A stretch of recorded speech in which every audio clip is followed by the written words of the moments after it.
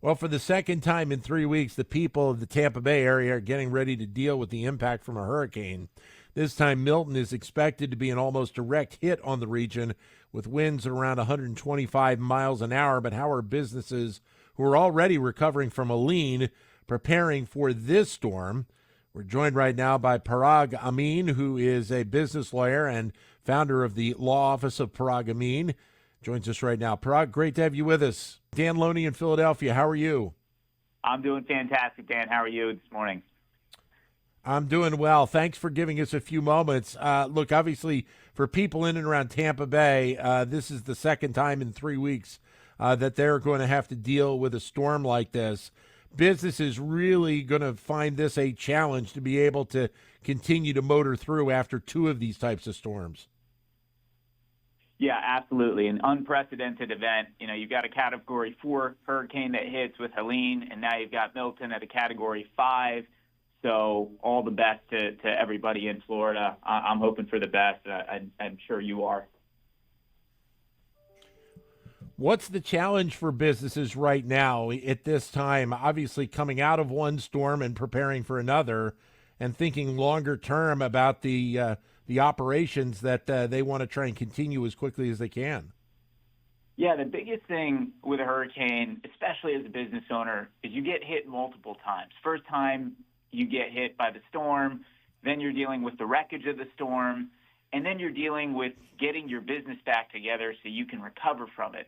And the biggest challenges many times are the financial difficulties that come with it, not only from the physical damage to your business, but many of the people who frequent the business are also having economic problems as a result of the hurricane. And so many times that puts downward pressure on the business itself because people can't actually go to the business to be able to support it.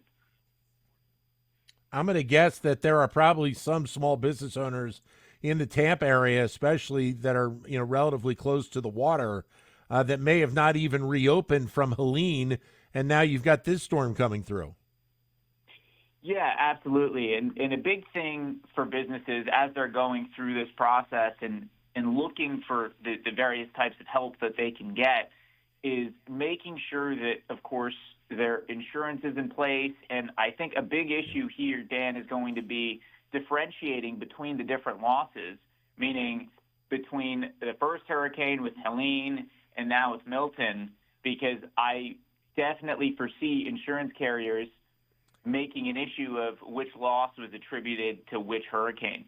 So I would definitely suggest and recommend that business owners take some time to document what the damages were from the first hurricane as well before the second hurricane hits.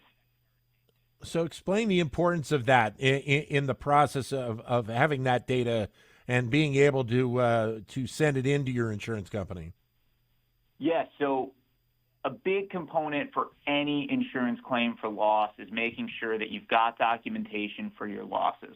So a list is great, but having photos and videos to show what your items are, what the condition was, as well as what the aftermath was, are extremely helpful. That age-old adage of a photo is worth 1,000 words, I couldn't agree with that more. And a video may be worth 1,000 photos because a video really shows you what the devastation is like in real time. And having that information and starting the process early with your insurance company is so critical because a lot of people don't realize this, but not only are there many exclusions in insurance policies, for example, flooding many times is one and requires a special rider, but also there are exclusionary clauses that say if you wait too long to file your insurance claim, the insurance company can deny it because you simply waited too long as a result of the delay. So a big thing is, of course, getting that documentation together and starting the claims process early, submitting it to the insurance company because, of course, they are going to ask questions and for additional information as you go through it. So the faster you start that process, the faster you go through it, the faster you can get your money. How important would it be, and I just was thinking about this, if we were talking about the time frame before Helene, for a business owner, or especially if it's a small business owner, to document what they have in their business pre-storm so that they can compare it to the damage that has happened to either their stock or their business post-storm? It's critical, Dan, because insurance companies love to say that the damage was pre-existing or that there's no proof that you had these items. They'll ask you for receipts. I mean, the reality is most of us don't keep the receipts for most things. I mean, hopefully with businesses, it's different due to record keeping. But many times the unfortunate reality is if you've got physical copies of receipts and documentation in a storm like this or storms like these, they may be washed away. So some critical points there are ideally have some backups.